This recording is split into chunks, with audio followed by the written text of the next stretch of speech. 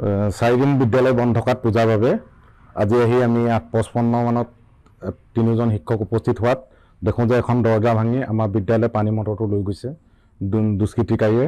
গতিকে আমি স্থানীয় ৰাইজ তথা বিদ্যালয় পৰিচালনা সমিতি সভাপতি, গাঁওবুঢ়া আৰু VDB ছেক্ৰেটাৰীৰ সহযোগত আমি এনেদৰে ৰাইজক জনাবৰ কাৰণে ব্যৱস্থা গ্ৰহণ কৰিছোঁ। আপোনালোকে আমি এজাহাৰ দিয়াৰ ব্যৱস্থা কৰিছোঁ আৰু এই ক্ষেত্ৰত যাতে আমাক পুলিচে এটা সুব্যৱস্থা কৰি দিয়ে তাৰ আশা ৰাখি মই আপোনালোকৰ আগত দুআষাৰ আগবঢ়াইছোঁ। আৰু কিবা বস্তু নিছে নেকি?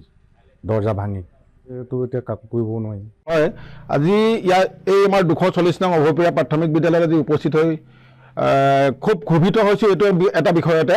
কাৰণ যিহেতু আমাৰ এই টিঙিপাম অঞ্চলটোৰ এখন চৰকাৰী অনুষ্ঠানত আজি কণ শিশুসকলৰ বাবে যিটো পানী যোগান আঁচনিৰ যিটো মটৰ, সেই মটৰটো কোনো দুষ্ট লোকে পূজাৰ বন্ধ থকাৰ সময়তে চুৰ কৰি লৈ গুচি যায়।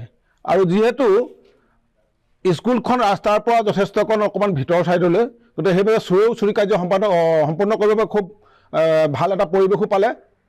আজি যিহেতু আমাৰ এই অঞ্চলটোত এইখনে অতিকৈ পুৰণি এটা ৰাজহুৱা অনুষ্ঠান আৰু এইখন স্কুলতে আমিও পঢ়া শুনা কৰি ইয়াৰ পৰা ওলাই গৈছিলোঁ।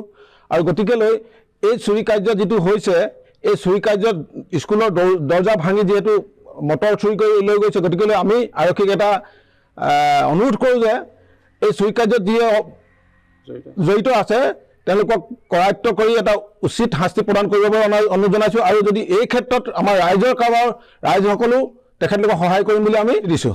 যিকোনো খবৰৰ বাবে যোগাযোগ কৰক 7099017330 লগতে 7099017110 নম্বৰত।